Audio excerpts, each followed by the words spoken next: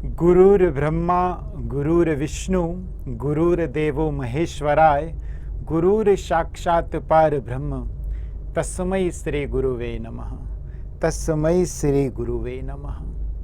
नमस्कार, प्रणाम। मैं रजनीश कुमार पांडे आप सभी का हार्दिक स्वागत करता हूं आपके अपने चैनल प्रैक्टिस मॉक एसएससी पर। आप सभी विद्यार्थियों को एवं सभी गुरुजनों को एक शिक्षक दिवस की, टीचर्स डे की हार्दिक हार्दिक शुभकामनाएं, हार्दिक हार्दिक बधाई। प्यारे दोस्तों, प्यारे विद्यार्थियों, शिक्षक उस मोमबत्ती की तरह होता है जो स्वयं जलकर सबको उजाला देता है। तो शिक्षक को भी समझने की कोशिश कीजिए, उसके एहसान को, उसके रोल की इम्पोर्टेंस को समझने की कोशिश कीजिए।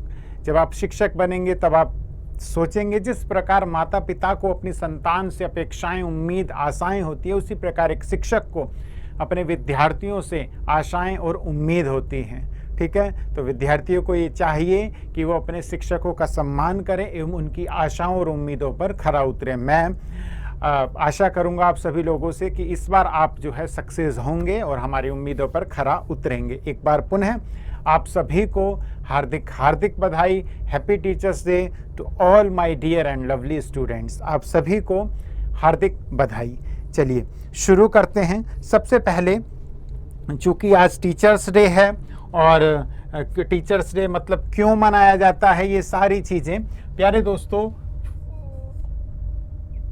5 सितंबर 1964, ठीक है, डॉक्टर सर्वपल्ली राधाकृष्ण का जन्म जो है 5 सितंबर को हुआ था। उनके मित्रों और उनके दोस्तों ने जो है उनसे उनका जन्मदिन मनाने का आग्रह किया, तो उन्होंने कहा मेरा जन्मदिन मत मनाइए, मेरे जन्मदिन को जो है शिक्षक दिवस के रूप में मनाइए। तभी से जो है लगभग मतलब इसकी घोषणा हो गई थी। और 5 सितंबर 1964 को, ठीक है, 5 सितंबर 1962 से जो है 5 सितंबर 1962 से जो है प्रत्येक वर्ष जो है 5 सितंबर को टीचर्स डे यानी कि शिक्षक दिवस मनाया जाता है। तो क्या ये शिक्षक दिवस भारत में मनाया जाता है या लगभग संपूर्ण विश्व में मनाया जाता है? तो प्यारे दोस्तों, हर जो है कंट्री अपना अलग अलग शिक्षक दिवस मनाती है। लेकिन अगर बात करें जो है वर्ल्ड टीचर डे की अगर हम प्यारे बच्चों बात करें तो वो ठीक 1 महीने बाद यानी कि 5 अक्टूबर को मनाया जाता है। तो ये सारी चीजें आप लोगों को याद रखनी है। ठीक है, 5 अक्टूबर को क्या मनाया जाता है प्यारे बच्चों? 5 अक्टूबर को वर्ल्ड टीचर डे मनाया जाता है।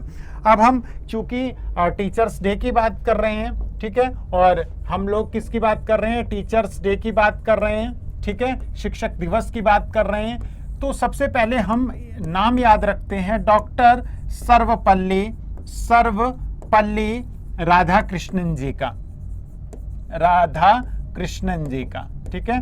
तो प्यारे बच्चों, यहाँ पे एक चीज याद रखना, इनका नाम जो था वो डॉक्टर राधाकृष्णन था। सर्वपल्ली, इनके परिवार में सब किसी के नाम के आगे, पिता के नाम के आगे, भाई के नाम के आगे, इनकी संतान के नाम के आगे, सबके नाम के आगे सर्वपल्ली जो है, एक फैक्ट बता रहा हूं मैं आपको, सर्वपल्ली लगता है। क्यों लगता है प्यारे बच्चों? इनका जन्म यानी कि डॉक्टर सर्वपल्ली राधाकृष्णन जी का जन्म जो है वो 5 सितंबर को हुआ था।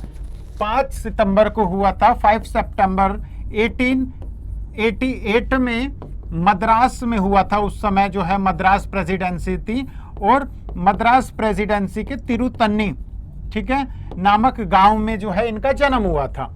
ठीक है, लेकिन इनके जो पूर्वज थे वो सर्वपल्ली गांव से आकर बसे थे और इनके पूर्वज ये चाहते थे कि हमारी आगे आने वाली संतान को, पीढ़ी को हमारे गांव का बोध हो, हमारे गांव के नाम से उन्हें जाना जाए।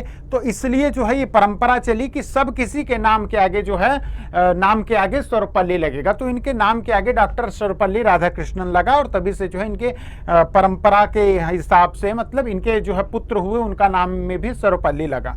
तो ये एक फैक्ट है, इंटरेस्टिंग फैक्ट है जो आप लोगों को पता होना चाहिए। ठीक है, तो मद्रास प्रेसिडेंसी के तिरुतन्नी, उस समय के मद्रास प्रेसिडेंसी के तिरुतन्नी नामक गांव में जो है इनका जन्म हुआ था। इनके फादर का नाम था सर्वपल्ली वीरा वीरास्वामी डॉक्टर सर्वपल्ली राधाकृष्णन जी के पिताजी का नाम था। इनकी जो माता थी वो थी सीताम्मा। सीताम्मा इनकी जो है वो माता जी थी। इनकी माता जी कौन थी? डॉक्टर सर्वपल्ली राधाकृष्णन जी की माता कौन थी? सीता अम्मा। और इनकी वाइफ यानी कि इनकी पत्नी का नाम था शिवा कामू। इनकी डॉक्टर सर्वपल्ली राधाकृष्णन जी की वाइफ का नाम था शिवा कामू।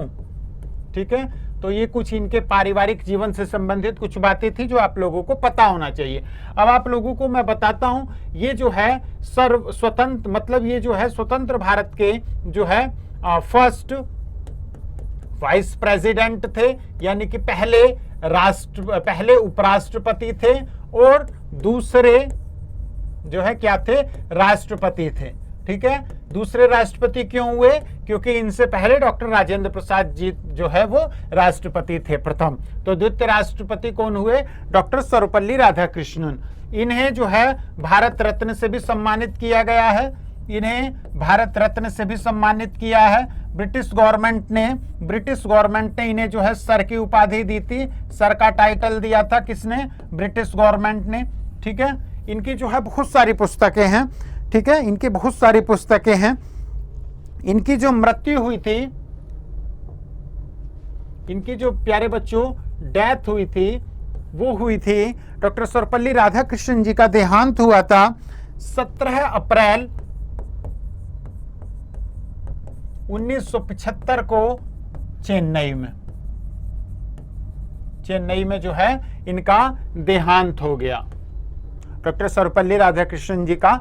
तो मैंने आपको बताया शिक्षक दिवस क्यों इन्हें जो है शिक्षक इनके जन्म दिवस पे शिक्षक दिवस मनाया जाता है।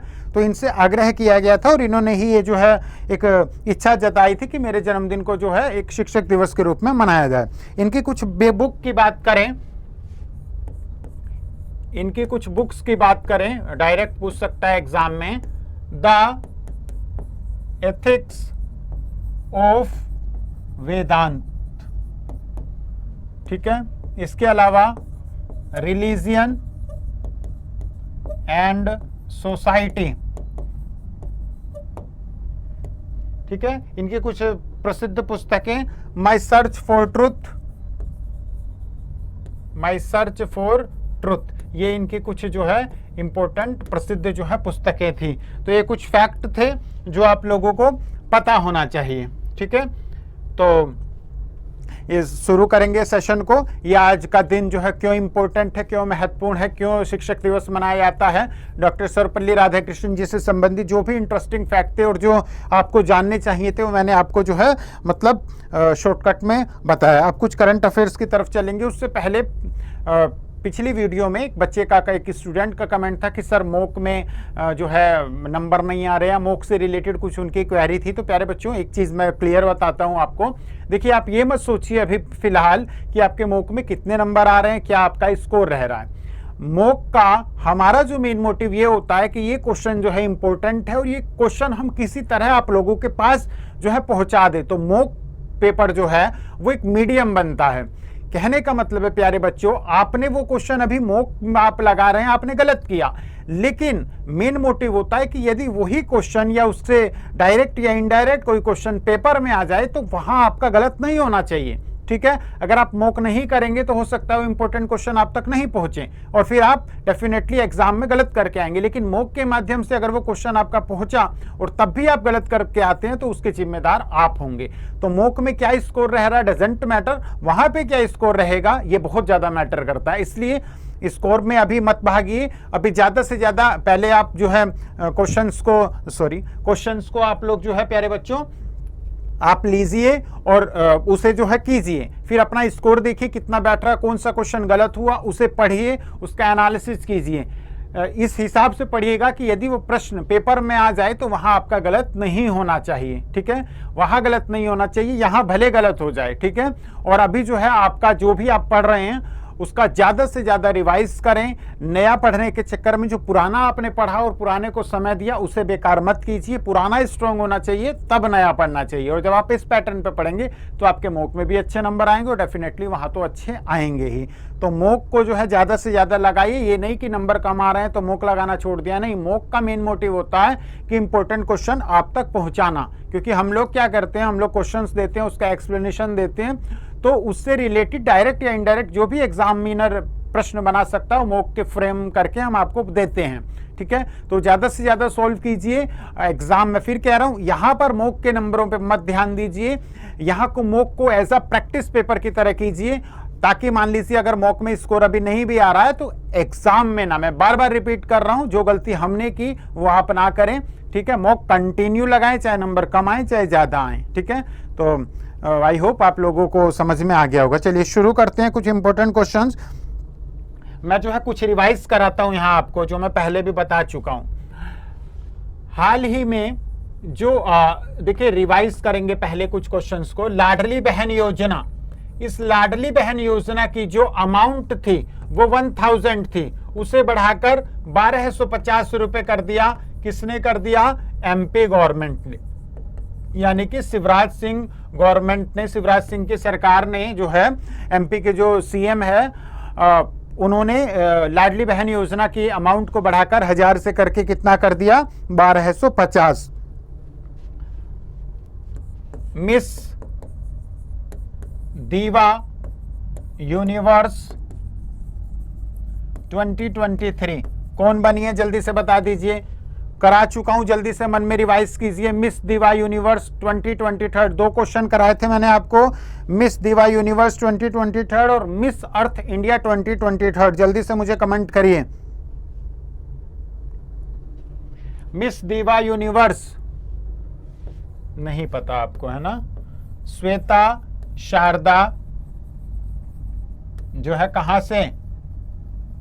चंडीगढ़ से। फिर रिवाइज कीजिए, इंपॉर्टेंट क्वेश्चन है। मिस दीवा यूनिवर्स 2023 कौन है? श्वेता शारदा, चंडीगढ़। वहीं मिस अर्थ इंडिया 2023 कौन बनी है? मिस अर्थ इंडिया 2023, अंतर याद रखेंगे। मिस दीवा यूनिवर्स श्वेता शारदा बनी है, श्वेता शारदा बनी है जो कि चंडीगढ़ से है, जबकि मिस अर्थ इंडिया 2023 कौन बनी है? मिस अर्थ इंडिया 2023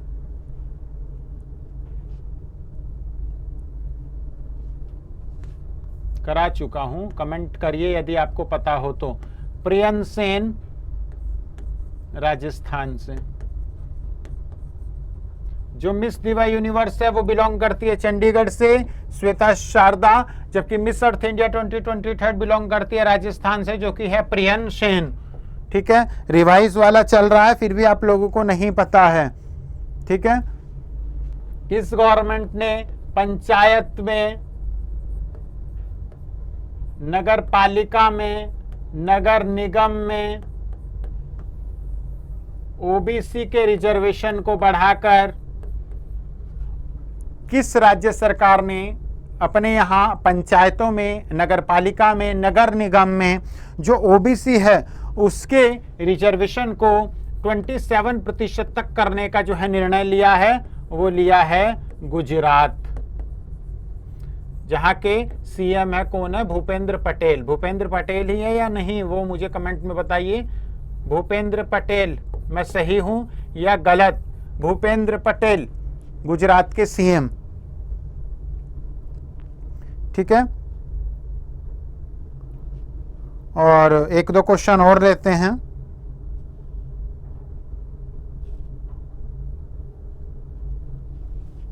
जो भारतीय उच्चायोग है उसकी पहली महिला प्रभारी जिनकी नियुक्ति पाकिस्तान में हुई है, भारतीय उच्चायोग की प्रथम महिला प्रभारी जिसकी नियुक्ति पाकिस्तान में हुई है, मतलब first women to lead Indian mission in Pakistan, Geetika Srivastava. Geetika Srivastava ये आज़ादी के बाद प्रथम है जो पाकिस्तान में जो है मिशन को लीड करेंगी, प्रथम महिला गीतिका श्रीवास्तव। ठीक है, और हाल ही में अभी जो है रेलवे बोर्ड की सीईओ रेलवे बोर्ड की जो सीईओ है वो कौन बनी हैं, वो भी मुझे जो है कमेंट में, एक ही प्रश्न पूछा है आज मैंने, वो आप लोग कमेंट में बताइएगा। रेलवे बोर्ड की जो है सीईओ वो कौन बनी है, वो आपको कमेंट में बताना है। तो आज के लिए इतना ही। कल पुनः मुलाकात होगी कुछ नए क्वेश्चन के साथ, कुछ दमदार क्वेश्चन के साथ। तब तक खूब मन लगा के पढ़ाई कीजिए। आपको इस बार सक्सेस होना है, चाहे कुछ भी हो जाए, आपको डेफिनेटली सक्सेस होना है। प्रॉमिस कीजिए स्वयं से, ठीक है। और एक बार पुनः सभी को शिक्षक दिवस की बारंबार एवं बहुत सारी बधाइयाँ। कल पुनः मिलेंगे, तब तक के लिए नमस्कार। जय हिंद, जय भारत।